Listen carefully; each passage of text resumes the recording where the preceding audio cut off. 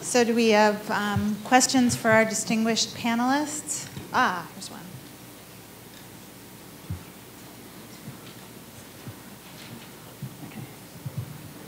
Anna Nadesk and Johns Hopkins. One of the interesting things that came out of actually this morning's panel was this idea of long-term buffering of the carbon system, right? Because it turns out that if you want to explain things like the PETM, you actually can't have that much buffering in the system. Or it gets very difficult to do that. How much buffering do you think there is from the sediments? I'm asking any of the distinguished panel to comment on this. I think if we try to compare for example, the total amount of CO2 we can possibly burn with the total amount of calcite there is in the sediment, it seems to me that there is way more calcite we can dissolve than CO2 we can burn, right? So, right, but it's not necessarily all accessible, right? Because once you start dissolving it, you get a clay layer. So yeah, then it's a question of how far can we go within the sediment? How far can we find that calcite? And that will also depend on bioturbations, for example, which we don't really know how that works, and we don't really know how that could evolve. Looking at maps that tell us that things like organic carbon will be more abundant in the future, we might think that we'll have more bioturbation. So maybe that will bring some of the old calcite up and make it available for dissolution. So taking into account all these things, I think we won't run out of calcite before we run out of fossil fuels to burn. Those are just my 2 cents. It does seem like a prime question for a model.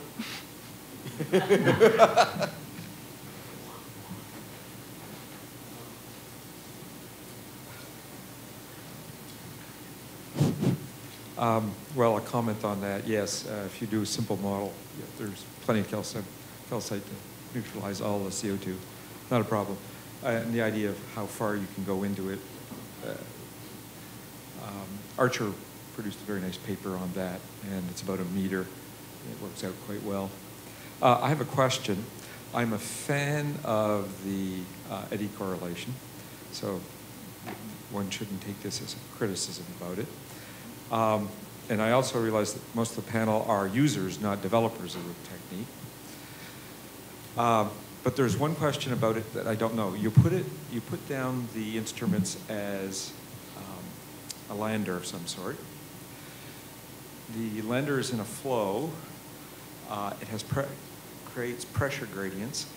Won't those pressure gradients cause flows that could penetrate the sediments and therefore bias your results? Do we have any takers on knowing if that's ever been thought I'll make of? the first stab and then let my colleagues. And Peter Berg, of course, who is the developer of the method, has also modeled the footprint that is the signal comes from, and it's on the order of tens to hundreds of meters squared, and it extends far beyond the platform. So, and I actually did some experiments when I was on sabbatical in Eilat, Israel, where we tried to do things like cover the seafloor under the platform and do things, and you didn't see any signal of that at all. So the immediate surrounding of the platform is not what you're detecting. It's marvelous. I could maybe also add that we have done some, I think you have as well, Claire, done experiments in flumes. So we have set up in flumes, and then we set obstacles in front of the system to sort of see to what extent that affect the eddy covariance signals. And it's actually very resilient to such disturbances. Yeah, I think if I remember correctly, there's this sort of blind spot on the order of a meter or two right around the measuring point where you're not getting that flux contribution. It comes from that and beyond up to 10 to 100 square meters. So. Okay, so my question, I'm Wei Jun Cai from University of Delaware. My question is to Christine. When you say a majority of oxygen consumption within the water column for the Oregon shelf. That sounds like a little bit disappointing, when you want to see more of the basic flux driven the hypoxia, right? That may be right, but I can see when oxygen gets very low, the oxygen flux will get smaller. But it will be different when you look at the CO2 flux, because that could be still very high. So the basic flux in the CO2 part may drive, for example, the bottom carbon and acidification issue play a more important role in that sense. I'm curious if you have any thought about that. Yeah, I think it would be great to be able to make these CO2 flux measurements, but I don't know if we can. Is this not on? Is this, okay, sorry. Yeah, I think it would be great to make those types of like carbon, dissolved inorganic carbon flux measurements, but I don't know. I mean, I've seen eddy covariance with pH sensors, but that, and dissolved oxygen sensors. I don't know if anyone else has seen any high resolution organic carbon sensors. Well, you don't necessarily need to meet at a very high frequency with CO2 part. You perhaps could tolerate a little bit with more conventional Benziger Right. chamber, Well, the other part DIC increase in the chamber. And the other part of our program has been core incubations, where we are assessing total CO2 flux and nutrient fluxes. And there is significant anaerobic respiration in the summertime. And one idea is that you build up this sort of oxygen deficit at that time in sediments. And then as you increase the energy again and oxygen penetrates deeper, then you reoxidize a lot of the reductants. And that also helps drive those higher fluxes at the other time of year. Maybe I would like to add just this one. Okay. To add, I actually think that oxygen measure is a much better way of quantifying the benthic mineralization rate than carbon. Because if you want to integrate longer timescale, that's what oxygen do, because it has both the aerobic heterotrophic activity and the reoxidation component. The CO2, you get the immediate response of mineralization rate. But generally, you're more interested in characterizing longer timescales. And there, the oxygen is actually a stronger measure because it integrates on longer timescales. I agree. I think they're both. Yeah. Yeah, hi, Susanne Neuer, Arizona State. I have two questions for both Olivier and Ronnie. Olivier, just to clarify, when you showed your anthropogenic carbon penetration, it seemed like most of it in the North Atlantic was in the upper 100 meters, right? So I was surprised because it's obviously been going on for decades. Shouldn't we have more in the deep water? And then you had the figure of, I think, 4 kilograms of anthropogenic CO2 per person and then 7 grams. It was 70 grams, of calcium carbonate. So, but then if the anthropogenic CO2 is not yet in the deep sea, how can then? So it is in the deep sea. You have, the number was 4% of the anthropogenic CO2 that is below 1 kilometer. So that's tiny, but at the north of the Atlantic and in the Southern Ocean, it's still a concentration that we can measure that's above the analytical uncertainty of 4 micromoles of something. So it's tiny, but it's still something we can measure. And that explains why we also have these 70 grams. It's the back of the envelope number, so we have to be careful with that. But it's actually tiny in front of all the CO2 we are putting in. Okay, so that clarifies it. I was expecting more, but we being done. And then for Ronnie, what is the importance of bioturbation in the trenches? They are oxygenated, right? Yeah. That's a great question. And as you saw on that slide, that generally when you move deeper and deeper, the importance of fauna declines, partly because the biomass of fauna attenuates much faster than biomass of prokaryotes when you move into the deep sea. But also because you have deep oxygen penetration depth, so any irrigation of bioturbation doesn't enhance the oxygen flux very much. However, when you move into the trenches and we're talking about oxygen penetration depth in the water of 3 to 5, 6 centimeters, then maybe it's important. There are, however, not many organisms that can live at those pressures. There's very few. One of the conspicuous species down there are amphipods, the big amphipods this size here, that lives in the sediment and get in and out. I'm sure they play a role for the mixing of the sediment, but we don't know that. So maybe we have to get an eddy down there, or we have to get chambers down there and try to resolve that. Hi, George Wellbusser, OSU. I think, Claire, maybe you got to the answer that I was looking for, but either Claire or Kristen, but so the wintertime higher rates, certainly the physics increase and flush out. Is there storage of carbon from the summer that also gets turned over more quickly? And also, right, the wintertime, we have all that sediment transport from land, from all that rain, and so is there any potential that there's terrestrial sources versus oceanic sources that are contributing differentially in that seasonal flux? To address your first question regarding carbon burial during the summer, I believe that that's happening on the shelf, and we have sediment cores. We're going to look at them. We have those seasonally. We don't have that information yet. And the second part of your question was river input in the winter. Is that what you're asking? Yeah, the carbon from potential, terrestrial carbon that's being transported through the heavy rain and sort of watershed effects that transport that stuff out to the shelf. Yeah, I'm not too sure about how much of an influence that has on our particular site. Yeah, particularly the sites on the Newport hydrographic line. I mean, the Yaquina River is there, but it's a pretty small river, small discharge. We collect particulate carbon in the bottom water and the sediments, and C to N ratios, isotopes, that it suggests primarily marine. So we can't attribute that there's a pulse of terrestrial carbon. And again, our hypothesis at the moment is that there's a carbon retention from the summer that stays there on the shelf. It's not burned off in the summer, but it fuels winter respiration. Hi, Chris Holder, Johns Hopkins.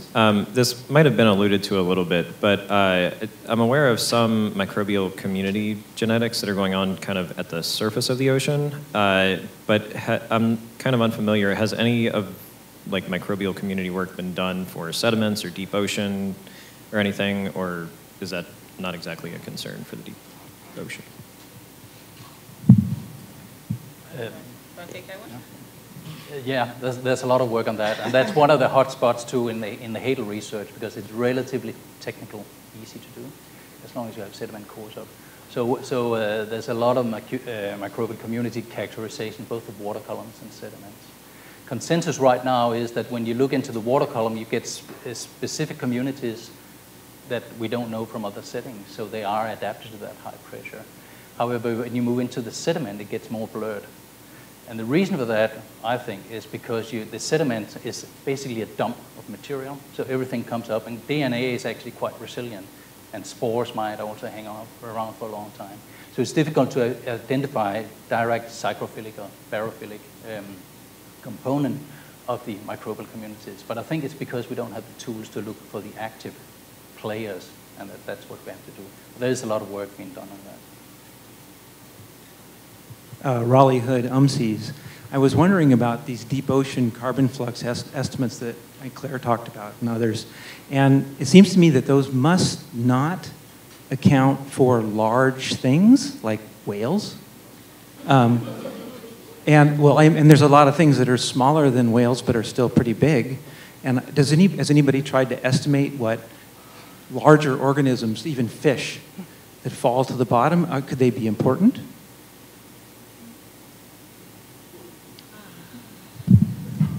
I actually remember seeing a study fairly recently, in the past couple of years. I think it may have been in Nature or Science, about whales sinking and the impact of them. I don't remember what it concluded. I would guess Craig Smith. Yeah. Has anybody tried to actually estimate the magnitude of that flux?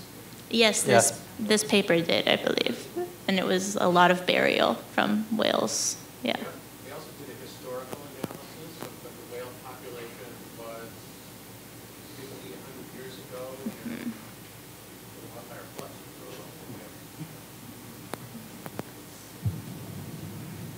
As far as I remember, that particular study, that mainly focused on many of the other elements than carbon, nitrogen, and phosphorus. So it wasn't, in former days, it was an important transport of nutrients to the deep ocean.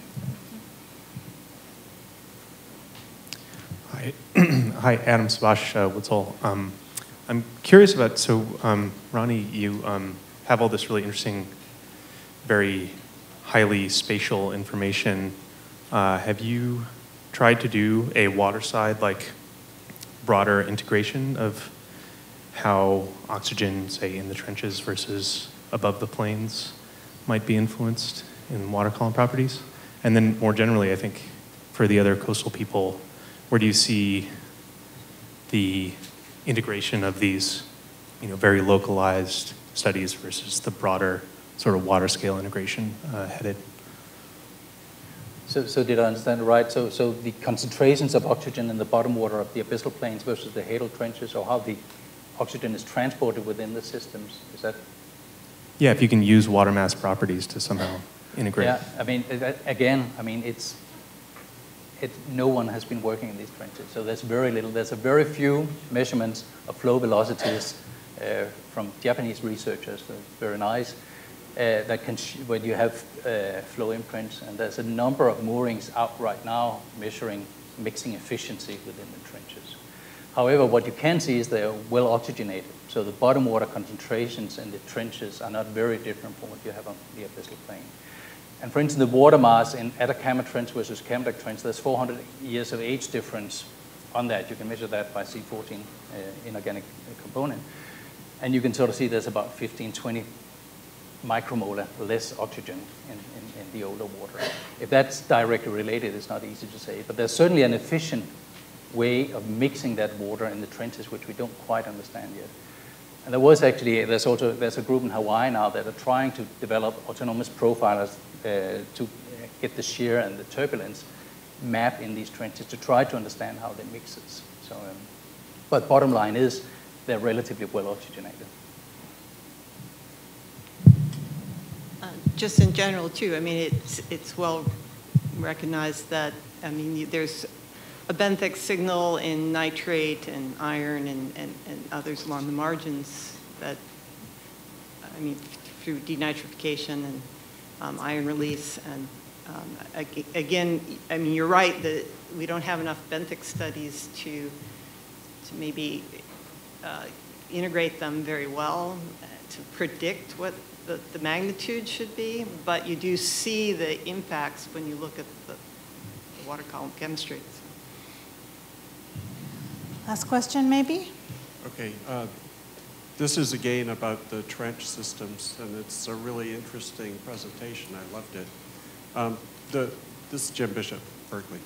So the question is, did you do studies on the slope of the trenches?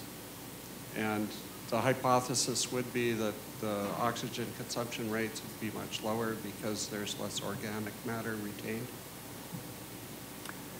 We have not done these type of studies. There's a lot of biologists that have done studies along, because you have fish that goes down to 7.8 kilometers or 8 kilometers. So there's a lot of imaging. There's a lot of cameras showing what kind of substrates do you have there.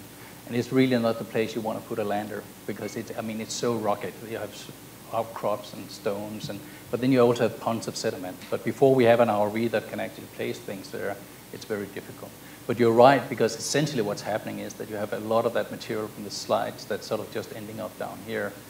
And where it might have been well oxygenated up here, because you compile so much, it gets reduced in the trench system. So, yeah. Well, let's thank our session organizer and our panel. It's fantastic.